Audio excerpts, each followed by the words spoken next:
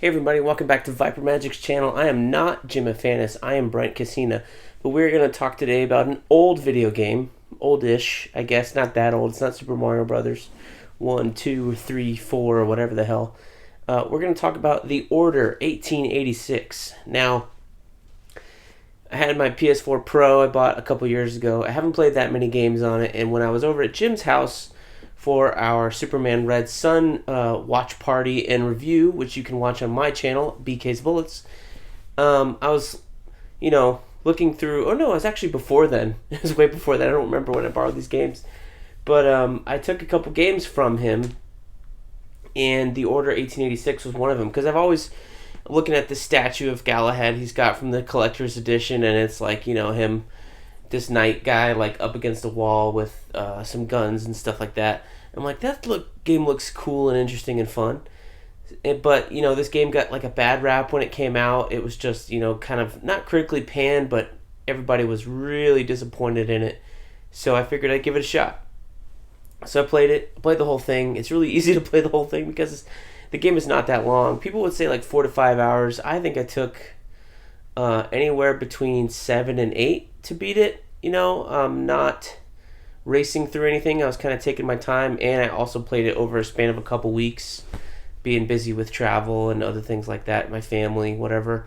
So I wasn't like racing to get back to it, but also because the game wasn't really just that involving or engaging, I thought. In terms of gameplay, it is totally fine. It's not anything new or exciting. I think it was just a very linear shooter, and the shooting mechanics weren't that great. There were not a lot of like aim down sights, which is typical for a lot of games, and it was a third person. Like even Gears of War, which is one of me and Jim's favorites, has aim down sights, sort of. You can kind of like pull your gun up and then you aim down the sights and you kind of zoom in on that character. This game was purely, unless it was a sniper rifle, you were shooting from the same camera you were looking at as you were walking down the path trying to find more enemies to shoot. So that was a little weird. It's the lack of depth or detail, I guess you would say. But kind of not pedestrian. Everything felt like kind of tightened up and didn't feel bad, but nothing got me really excited. The weapons, some of them were interesting. There was a lightning gun that you got to use maybe twice in the game, but also felt very limited because you had 4 weapon slots, 2 of which were different kinds of grenades, and then the other one always had to be a pistol, and the other one was whatever you wanted. And I'm like, really? Just a pistol and a gun? Like, these games, if you're a good shot or a bad shot, you at least want to vary it up, or give me something for close range and then give me a rifle for downrange kind of thing. You couldn't do that in this game, and that was kind of a bummer. I guess it's kind of what the pistol was for. They had a lot of variations of those. I didn't really like many of them. They had a double shot revolver in this game where you fired 2 big revolver bullets at once. That was kind of cool, but everything else was just kind of like didn't do that much damage, I guess, compared to your main rifle. So I messed around with the rifle and their little automatic machine gun. They had like a automatic rifle gun, which was very cool. They had a lightning gun, like I said earlier, you got to use only twice really in the game, which was weird. But it would have been, I think, a little bit better if you'd had a sidearm on one side and then able to switch between 2 different types of large guns. I guess the way Gears does it, I'd have to say. Because Gears, you can have 2 different types of weapons on your shoulder, and then you have a sidearm always on like the bottom of the D-pad, and then up is a grenade. Like, I didn't need 2 types of grenades. I barely used them in this game. You don't really need to, because there's only one difficulty level in this game, at least that I saw. So I guess that was my main critique of it. But overall, the gameplay is purely fine. If you want a linear shooter adventure, and you're just looking for something to pass 8 hours, I think you'd be okay with this one. The problem with this game is really the story and the world that they were trying to build, and the engine and how they implemented it. So every game now plays on a widescreen TV and is full frame. It's full 16:9. These guys went with, I don't know what it was, 21 by 9, basically like a letterbox formula, as if I went like this on my camera and let you peek through that. There you go, play through that. And that was kind of weird, but as we're playing, it's like, this isn't a design, I don't know if it was a design choice, but this game does look really good.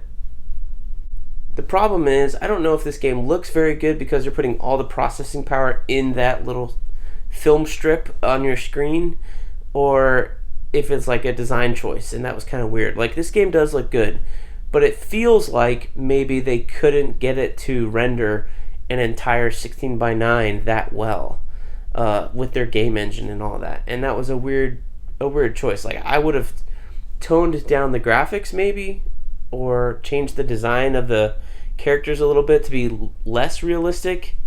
Like, I think a cartoony look might have been a little bit more fun with this game. And gone with that, a la Fortnite, and had really interesting characters and really interesting art style, and had a full frame game than the super detailed, realistic movie quality they went with. But that's just me. Also, this game needs an HDR update. I know they're not doing any updates for this game anymore. It's 4 or 5 years old at this point now. 2016, I think it came out. I could be wrong. Don't shoot me. But I played on my PS4 Pro, and it ran fine, and it looked fine. It looked really good, but man, it would have looked way better with some HDR behind it. Just pushing the lighting effects and stuff like that. Because other than that, it was kind of dull. There was kind of this gray sheen over the entire thing. And I was looking at it, and you're in London, and yeah, it's a little gray and hazy, but like, I remember playing Assassin's Creed Syndicate.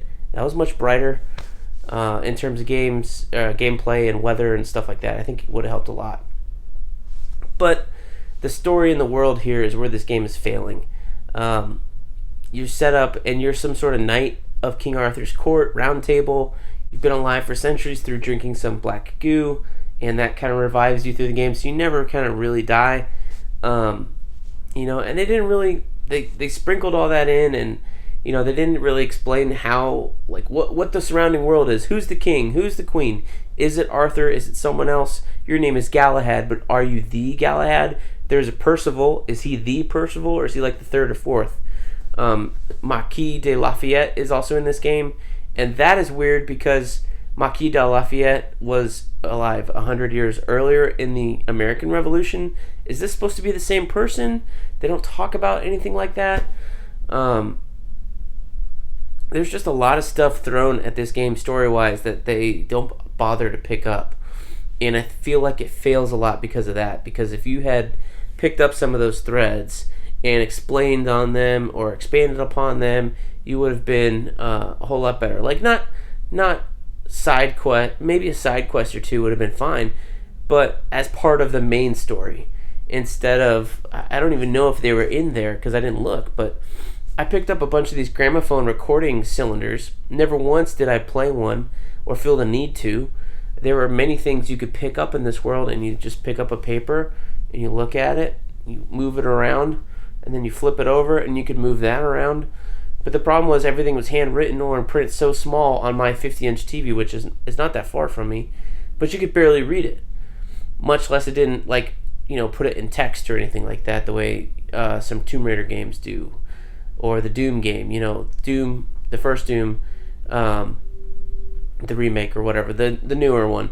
It has tiny text, but at least you could, like, read it, So the world building here, they tried really hard. They probably came up with a lot of cool stuff. The problem is you never saw it, and I think that hurt the game a lot. And then the other part of the problem is the length of this game. Since this game is only like 5-6 hours long, and Gears of War campaign isn't that long either, 4 or 5, but they have a whole multiplayer portion of the game to pad that out. This game, you paid $60. I didn't pay anything, thank you, Jim. But ostensibly you paid $60 for this game, and this is probably why it was hated, and you got 6 hours of it out of it. I would be mad too, because not only was the gameplay just okay, the story was not terrible, but left a lot to leave. A lot of things you wanted to fill in, lacking, I guess is a better word. So it didn't feel like a true, well done $60 experience.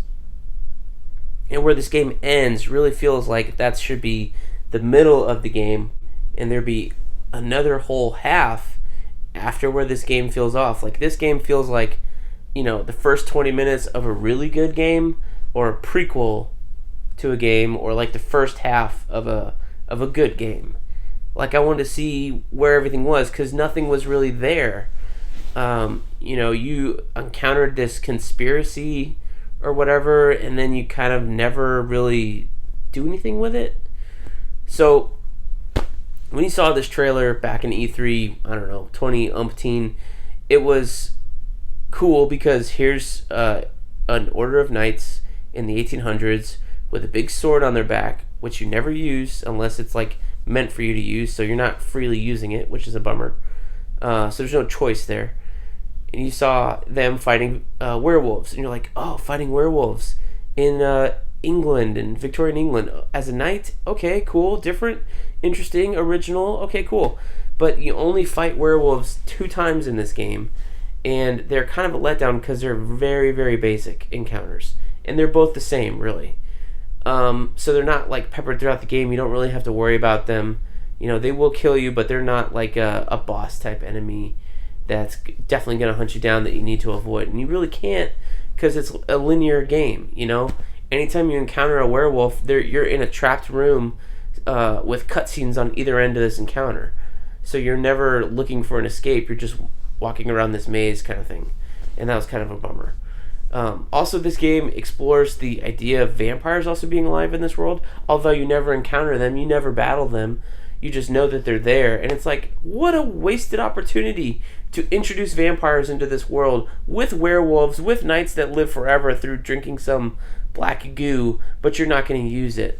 One of the main characters turns out to be like the leader of the vampires, and then you kind of go up against him, but not really.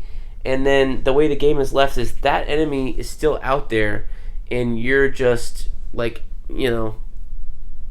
done with the order, with the game and character-wise as well. So it's kind of a weird ending, and it was like, really? I don't know. So I understand why it got all the scores it got, because it is a very, very disappointing game. So it's very pretty. You're looking at the trailer, you're like, okay, cool. And then you play it, and you're like, why is this letterbox thing? And then you're like, man, this is just a mediocre shooter. And then you're following the story along, and then 6 hours later, you're going, man, that was a really sucky story. So all those things added up together, added up to a terrible review, which this game got. And I think it deserved it. So, sorry for Ready at Dawn. They're not a Sony exclusive studio. They've been working on VR stuff. Me and Jim looked it up at work today when we were talking about this game. So, sorry for them. I do think there are good ideas here and good systems behind it that can be fleshed out in a proper sequel. But this game didn't sell that well and didn't review that well, so I don't think we're ever going to see anything else from The Order. So, let me know what you guys thought about this game down in the comments below. Like, comment, share, subscribe. Do all that stuff for Jim's channel. He does quality content on here practically every day. Almost. But at least once a week. So, thumbs up to Jim for that. He's consistent. So, thank you guys for watching. And as always, we will see you guys on the other side.